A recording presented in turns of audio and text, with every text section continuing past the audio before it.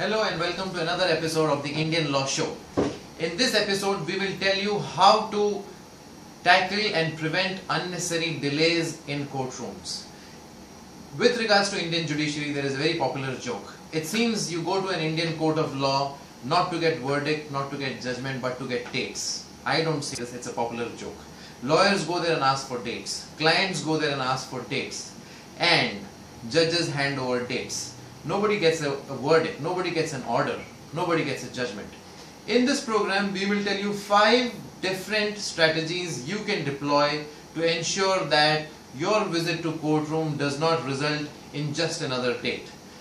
That you will now be closer to a verdict, closer to a judgment. Out of the 5 strategies to prevent delays in court, the first and most important is that you do not allow the opposition lawyer to seek an adjournment. Adjournment means a delay or ask for another date. Usually this happens when the opposition lawyer is not prepared. He or she will come to the court and openly admit that he or she is not prepared to argue that day. Or he or she will claim that a senior is supposed to come and argue on that day but is not available on that day. Or number 3, there is a good likelihood that the opposition lawyer does not show up at all. Now in these 3 instances, your lawyer can still insist, can and must still insist that his work or her work that day be done. Your arguments need to be recorded regardless of whether or not the opposition lawyer is ready or available. This is a simple thing, but if you go to any courtroom in India, it's not as simple as that. It's a doling out of dates. If the opposition lawyer is not available, you get a date. If the opposition lawyer says that his or her senior is not available on that day and busy somewhere else, you get a date. If the opposition lawyer does not turn up, you still get a date. But that is because you accept it. Your lawyer has the right not to accept a date. Your lawyer must give it in writing that he or she was present on that day, the opposition lawyer was not present or was asking for a date, and that he or she is not happy with an adjournment. He or she must also record that they or this person is willing to argue then and there. The judge is duty bound to listen to your argument. If the genuine cause for a delay, maybe you can get out to adjournments. But adjournment or a deferment or a delay is not the norm. It must be an exception. It is unfortunate that in courtrooms across India, it is the norm. Judgments and arguments are out of the ordinary. So if you walk into any courtroom, usually dates are being given out. Strategy number 1, remember, do not allow an adjournment. If an adjournment happens, protest then and there in writing, finish your argument, insist that you are there to argue and you will complete your argument and record that in writing.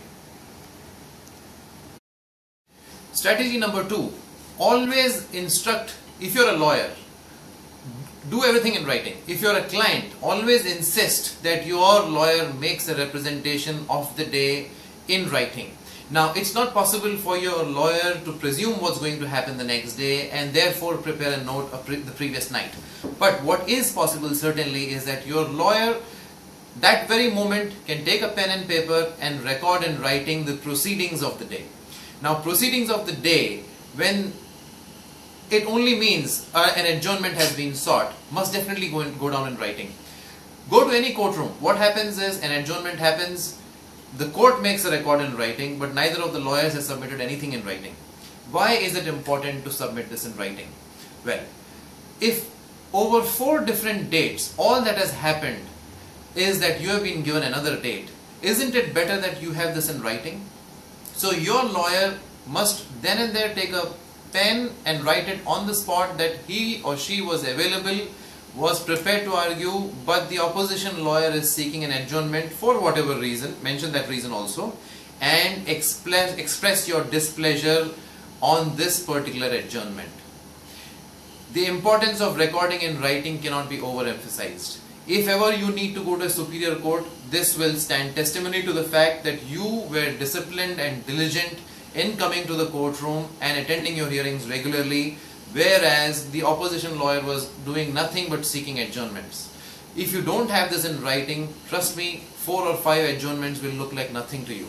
If you have this in writing, 4 or 5 adjournments will look like an entire year gone by, and this will stand good stead when you move the higher court. Well, strategy number 3, a very important strategy. Do not take dates that are forever not going to come by. Take quick dates. There are certain proceedings which must happen day to day. It never happens in courtrooms. I don't know why. They are called summary trials. I'm not going to go into legalities. If your case was heard on a particular Monday, make sure that the next date comes at least on a Thursday. The norm in our courtrooms today is that if a particular hearing happens on the 1st of say June, the next one will happen probably 15th of July. There is no reason for you as a litigant to wait for 45 days. There is no reason for your lawyer to wait for 45 days. You lose momentum and it's not your problem. You have to remember that you have gone to a courtroom to seek justice, and oftentimes the more it is delayed, the more it is denied. I have never come across a lawyer who says, I want a date within this week. Let your lawyer be the one to do so. If you had a hearing on Monday, make sure the next hearing happens within that week. And this is if you are wanting justice. I am presuming that you are expecting justice to be done. When that is the case, you must ensure that within 3 or 4 days you have your next hearing. If the judge gives you a date in the next month, ask your lawyer to politely ask him for a date much before that. There is no harm in asking. And I dare say that if you ask for a date for a Thursday or a Friday for next week rather than next month, there is a good likelihood that it will be granted to you.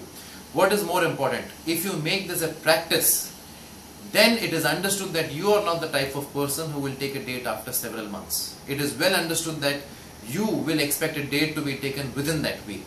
So strategy number 3, when the next hearing is going to be decided, make sure that your lawyer asks for a date that is within the same week.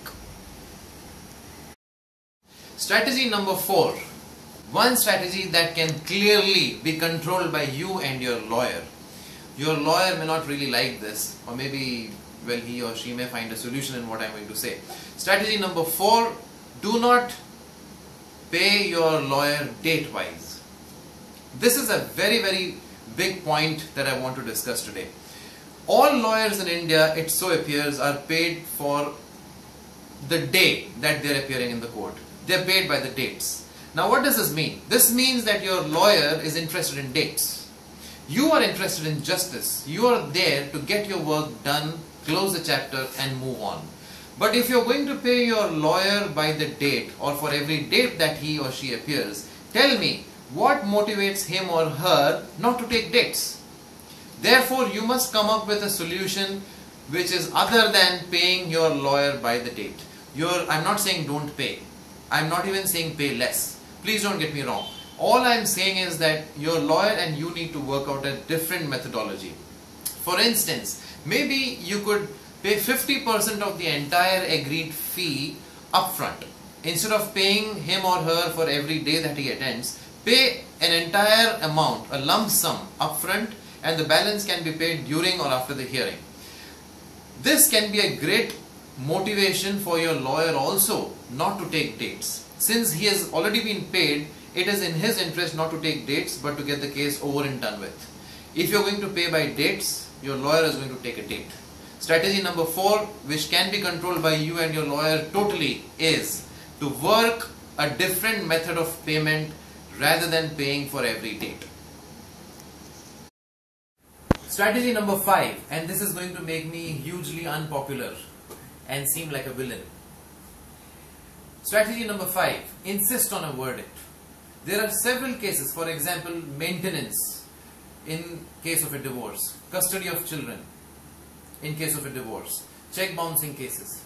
There are many cases where one party, the disciplined and diligent one, completes his or her work and the other party simply tries to buy time. In such cases, you have a right to speedy justice. Insist on a verdict.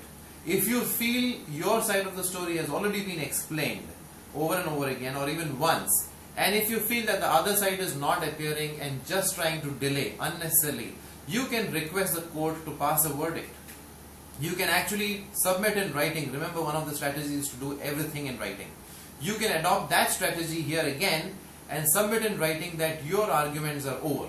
Whatever you had to say has been said. and now all you can do is wait for a verdict, so that may happen right away. There are ex parte orders. If the other person is not appearing, the courts have the power to pass an order in his or her absence.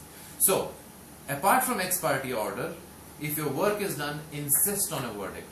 Give it in writing. Make it clear that there is nothing further from your side to be done. You're waiting for a verdict. Hand us a verdict. I'm going to conclude with a tip and with something else. But let's come to the tip. If you find too much delay, for instance, if your matter is such that delay will only add to injustice or defeat the very reason you have approached court, then do not hesitate to move a superior court. This is again going to make me unpopular, but it's okay. If you feel there is inordinate delay, like it's dragging on and on and on for months, you have the right to approach a superior court. So if your case is in a lower court, feel free to approach a superior court. Your lawyer will guide you with this. Your lawyer can move a superior court and protest the very delay. This delay can be the basis of your next application to a superior court. So use this judiciously, use this wisely, consult a lawyer before you do this, but there is a provision for you to move a superior court against this very delay. Well, this is not a program to offend anybody. This is not a program to misguide anybody. And if your lawyer feels that he or she does not have the powers to do this, I am going to read out something which probably he or she will agree once he or she hears this. Be polite, be persistent, those are the norms. In a courtroom, you cannot be a jerk. Be polite, be persistent. Okay, I'm going to read out something which will tell you that our legal provisions allow your lawyer to do this. Well, legal provisions, the Bar Council, Maharashtra and Goa, Enrollment Rules, Part 6, Standards of Professional Conduct and Etiquette, Chapter 2, Section 1. Under duty to the court and Section 2, duty to the client. Rule number 1 states, an advocate shall, during the presentation of his case and while otherwise acting before the court, not be servile. And whenever there is proper ground for serious complaint against a judicial officer, it shall be his right and duty to submit his grievance to proper authorities. And rule number 15 states, it shall be the duty of an advocate to fearlessly uphold the interest of his client. Fearlessly uphold the interest of his client by all fair and honorable means, without regard to any unpleasant consequence to himself or to any other. Rule number 15 is very, very clear. Rule number 1 says you don't have to behave like a spineless person. You have the right to stand up for what you feel is right. Rule number 15 says be fearless. You are a lawyer. You are in courtroom to seek justice.